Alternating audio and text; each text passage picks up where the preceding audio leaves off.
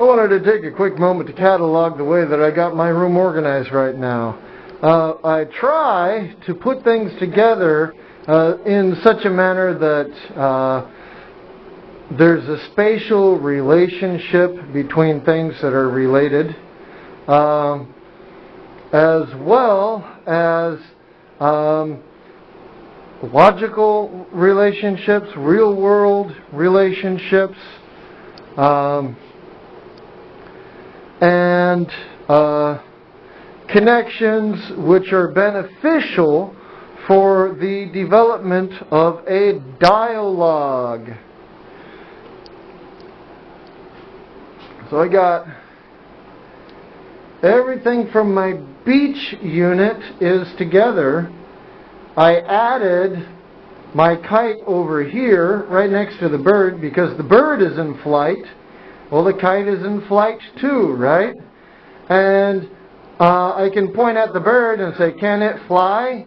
Yes, it can fly. Can it fly? Yes, it can fly. What is it doing? It is flying. So there is one example of a connection. The kite and the bird are from totally different lessons.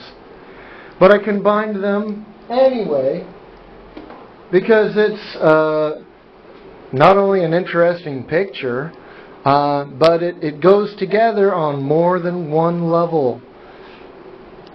Dry and wet are kind of connected. I put wet a little bit closer to the water.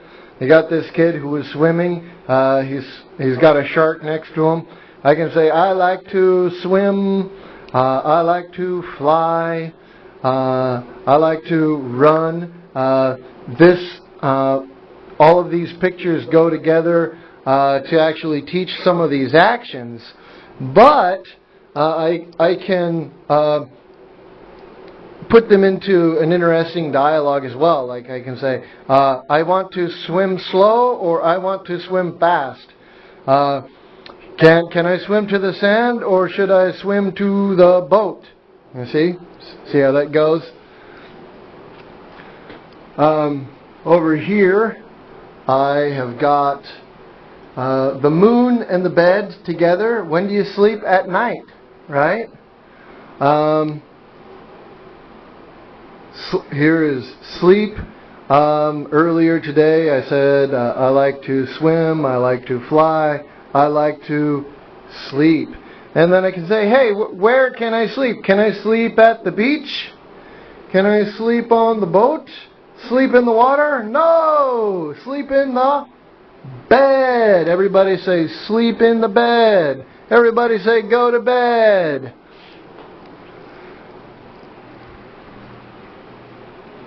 I got all my colors together here because if you're going to be teaching colors, then you're going to be bouncing between them very quickly. Wash your hands. Here's my soap, a bathtub, toilet. What I might do is, since those are kind of related, I might relocate them over here. Same thing with a rainbow. A rainbow might fit over here in this area nicely because we're going from earth to water to sky. See that relationship? And because I got that relationship there, I can do something like take the cat and say, where is the cat? It is in the sand. Where is the cat? It is in the sky. Where is the cat? It is in the water. Meow! Do cats like water? No! See how that's, again, very conducive to a logical and engaging, even entertaining dialogue. I put all my foods and some menus together, and I use some stickum that allows me to move them around if I want, or just take them off the wall. And so I can take something off the wall and move it around with my hand. I can give it to a student and then interact a little bit, and then they give it back. Loving this picture here. I'm going to expand this so I can say Where is the fish? It's in the water. And then I'll grab something and I'll move it. Where is the frog? It's in the grass. Where is the frog now? It's in the water. Where is the frog now? It is in the sky. Can frogs fly? No! Ah! Psh, where is the frog? It's in the water. These two things are actions. I like to read. I like to play piano. These relate to the restaurant curriculum, although I have added an extra food item, which is the eggs. I used to have all those food items over here as well, but I moved them down so that I can give my students a menu and say, what do you want? The student says ice cream, and then I pretend to be a waiter, and I give them ice cream. And then I say, what do you want to drink? I got eat and drink over here. These are actions. It would make sense to print these out one more time and maybe put them somewhere over here where just as a teacher I'm going to notice, because I usually start with I like to swim, I like to run, and at this point I'm looking for more actions, like, I like to fly, I like to swim, I like to eat, I like to drink. I want to remember that. I want to keep the dialogue going. That's just one specific direction that I can take things.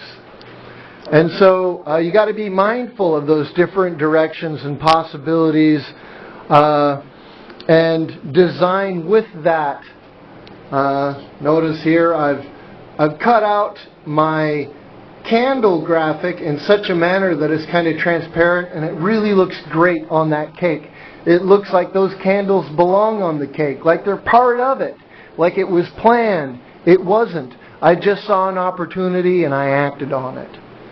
So that's what I'm trying to drive home with this video, at the same time that I'm taking a moment to review and make a quick recording of the way that I've presently got my room organized, because I think I'm onto something here. I got a good thing going, and I want to be able to remember it in case a student takes some of these off the wall, right? I want to be able to come back to this and repair it. And so I need something I can reference, so the video becomes handy for that. Here I've got two different kinds of birds, several different kinds of bird nests. I've added eggs from food to the nest because the chicken has eggs.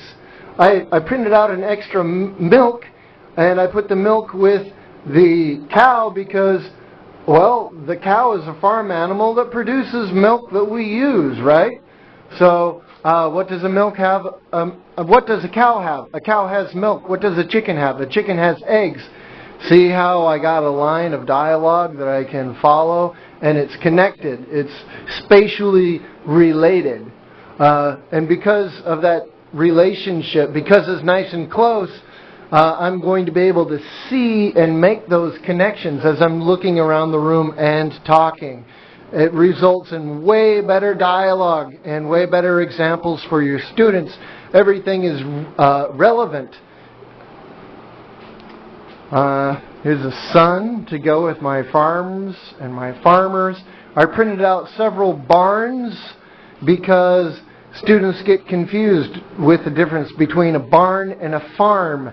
A barn is for animals, and a farm is where food happens. And that's why I'm going to add some pictures of food and just overlay them, just stick them right on top of these fields where food is already growing, and we have farmers.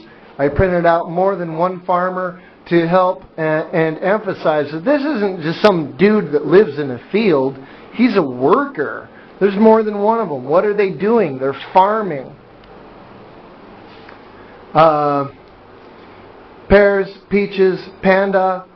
These are all in the same level 1 lesson for letter P. This panda eats peaches. This panda eats pears. This panda eats carrots. I can go around the room, and because I have things clustered together, it's very easy for me to keep that dialogue going and move fast. This panda eats ice cream. It eats soup. Right? What do you like? Here's 3 fruits. Here's 3 vegetables. And then here is, guess what? Vegetables. This is, these 3 items here are from nursery. And I believe this one is from level 1. And so you can take things from different levels of the curriculum and add them together in a way that is not only holistic but synergistic as well. The value of the whole is far greater than the individual parts.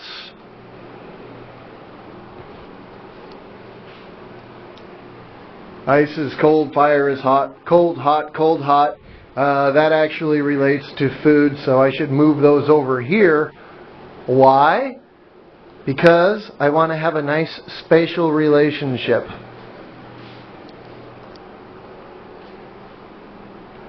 What does a tree have? A tree has leaves.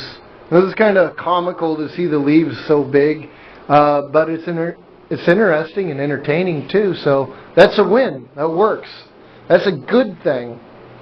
And moving forward, eventually what I might find myself doing is actually removing some of these decorations that serve pretty much zero purpose other than decoration.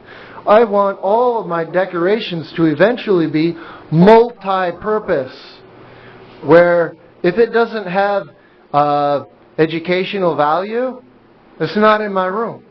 Everything in my room is going to be useful. Everything in my room is going to add to the synergy that I've already got growing and developing right now. Up here I have some different professions that I've printed out so I can teach my kids professions, and some language patterns that go with it, like what do you want to be? I want to be a pirate. What does a teacher do? A teacher teaches.